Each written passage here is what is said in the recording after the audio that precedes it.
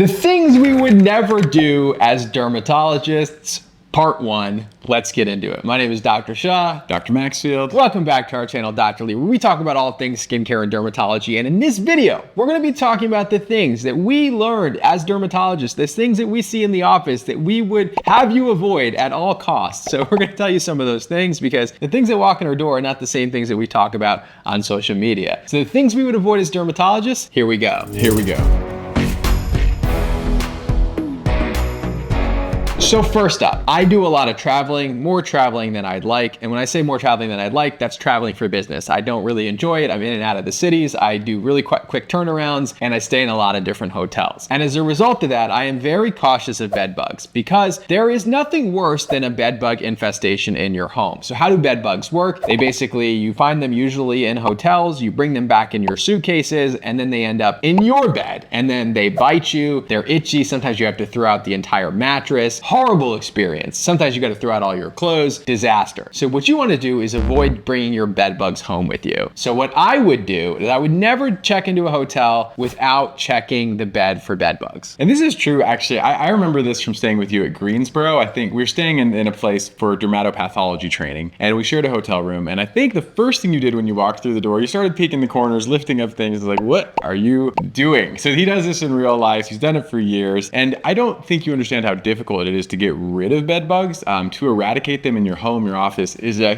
huge and costly and time-intensive undertaking. So yes, do not bring bed bugs to hug you at home. Don't bring bed bugs home with you. Sorry, it's like a tongue twister. Don't bring bed bugs home with you. It will be a disaster. Do you remember the Paris bed bug infestation? Yep. Those videos. I remember, I think you were traveling a lot at this time, in fact, and millions and millions of Absolutely terrifying. So here's a few things that I would do. I would check the crevices. So I would lift up the bed sheets. I would check the crevices of the bed and look for both bed bugs and the droppings of bed bugs, which can be a little bit brown. We'll show you a picture of those. The second thing I would do is I'd put my dirty clothes in a tie-off bag or a Ziploc bag. So when you're changing your clothes, I would put them in a separate bag from the rest of your luggage. And the third thing I do, and this is actually what I do always, is I never bring my luggage back into my room for a few days afterwards. I don't know if that helps at all, but I leave it down kind of in the foyer of my house for about 3 days after I get back from a trip. It's annoying for my wife, but I still do it just because I don't want to bring that suitcase into our bedroom, which could then infest our bed. So I take multiple precautions, but I think it's important for you to do that. Right, and if it's too late, here's how you know. They typically cause bites on the trunk or areas while you're sleeping, and you get breakfast, lunch, and dinner. Bite, bite, bite. I don't know why they have to have 3 bites to satiate themselves, but this is what it looks like. And if you have these bites and you're at home and you've been traveling, it is probably too late for you. Next up, I would never push my cuticles back if I was getting a manicure or pedicure. First of all, it's super painful, but as you push those out, you're way more likely to get ingrown nails. You're way more likely to get paronychia, which is an infection of the nail bed, which is terrible. You need antibiotics for this. It can cause pain. It can damage the nail plate. So I would, if you're going to get your nails done, which Dr. Maxfield would say he would never get a pedicure for various reasons. But me personally, just make sure that they don't push your cuticles too far back because your cuticles are a protective layer of the skin. So cuticles have a purpose. It's like almost like a weather stripping on the outside of a window or your door to prevent things like water, rain, germs, bacteria from getting to a place they shouldn't go. They're very functional. I want to like create a movement to normalize cuticles in videography, film, and advertisements because every time we go shoot, I don't know about you, I mean, my nails are kind of janky. I live life hard. I even have like a gouge on my hand from a fall. So every time I go, they like have me do a manicure on our photo shoots when I travel. And I do remember in Bulgaria, there's one person who's particularly aggressive. I'm not even sure to throw up a video here. I immediately regretted letting her do a manicure on me. She pushed back the cuticles, trimmed them to death. I think she brought them all the way up to the knuckles. And I regretted that moment in my life for weeks to come. And so not only can this damage the cuticle, it can damage the stem cells if it's really aggressive at the base of the nail where these actually live. And if not directly, then indirectly through an infection called paronychia. It can be acute from a bacteria or it can be chronic from a fungus, and that can be very difficult to eradicate and treat once it's occurred. Next up, I would never use hydroquinone over a long period of time. There's a lot of hydroquinone fear. I actually think hydroquinone is a very, very effective ingredient. It's something I still prescribe in the office daily. I think it's incredibly effective at treating hyperpigmentation. It is the GOAT when it comes to treating hyperpigmentation. The challenge is I have a lot of patients that come in, especially when they come from other countries. For example, India is a big culprit here, where a patient will tell me they've been on hydroquinone for 2 years in a row. And we do see cases, especially at higher doses of hydroquinone over longer periods of time, where people get something called exogenous ochronosis, which is a permanent discoloration of the skin. It's not melanin pigment that's depositing, it's these banana bodies that are occurring underneath the skin that cause this appearance. And once it happens, it's nearly impossible to get rid of. So when you're on hydroquinone, you have to take hydroquinone holidays, essentially 3 months maximum at a time before continuing it. So you want to take a break from hydroquinone. And the other thing is, personal opinion, there's not a lot of data to support this. I would not switch from hydroquinone to alpha-arbutin during my holidays, just because alpha-arbutin breaks down to hydroquinone even at small doses. Right, and that's a nice nuance to consider.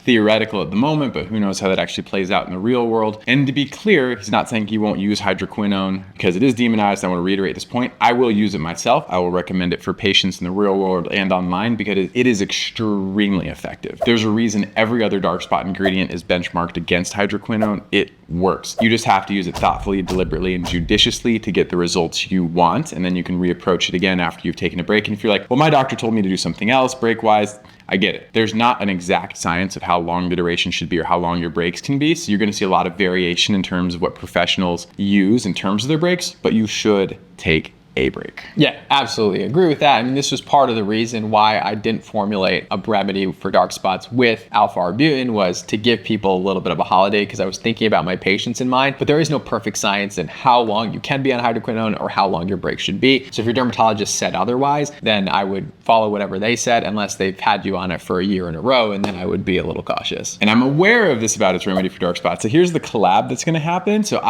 through Script, we do have hydroquinone because, again, I'm a believer in it. And we actually have our subscription model differently for this. It is not a subscription model. So similar to other products like Apostrophe, or brands like Apostrophe or other brands that carry this ingredient, you do not have the option for like refills. It does not come auto whatever. You have enough to get you through a 3-month or a certain month window. And then you're forced to take a break. And after a pause, you can re-up after a period of time. Ooh, I didn't know that. Now, that's good. Here's the kicker is, what do you do in the meantime? You do remedy for dark spots. So I actually thought about this on the back end. What I'm thinking of doing and what will probably happen for this video is we'll actually do a pairing with hydroquinone and remedy for dark spot subscription, so that you don't have to think about it. It's like a built-in model where you use hydroquinone for a set period of time, and then you get to transition automatically to remedy for dark spots, and then it brings you back to hydroquinone. So you can have like continued therapy. There's no lapse in your care, but you have built-in breaks. So these two products actually pair incredibly well for each other. In fact, I could argue you may not find a more dynamic combination for dark spots. It might be logistically difficult to set that up on the website. So by the time we launch this video, it probably won't be up, to be clear. It's like, it's not going to happen. but it is a hope for the future that we can make this happen. Right now, you would have to buy them from 2 separate sites. And then the last one, which you thought we were going to say first, you knew this was coming, is tanning beds. This is kind of that like obviously moment. I would go so far though. So tanning beds, if you're not aware, these are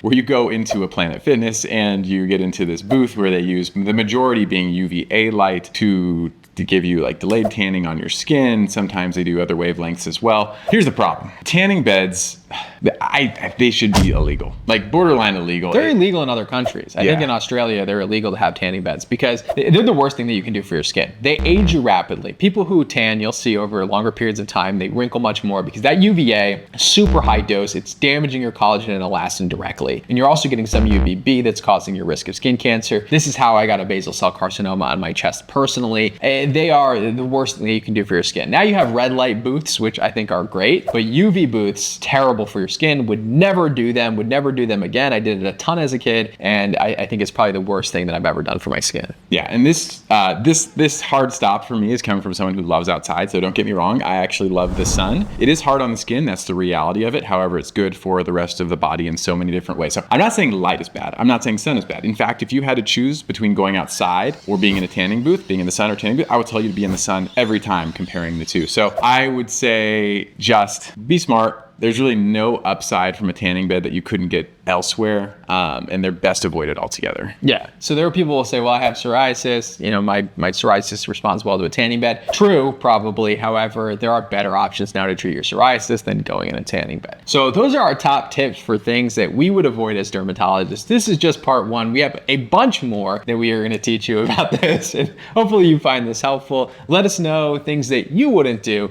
and we'll see you all in the next video. See you next time.